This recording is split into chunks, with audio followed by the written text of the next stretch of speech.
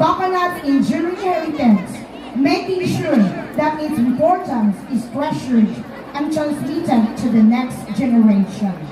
And now, let's witness and experience the mesmerizing beats and vibrant colors of the traditional and captivating performances of the different high schools and a college contingent that transport audiences to the heart of Shokan Coconut Festival.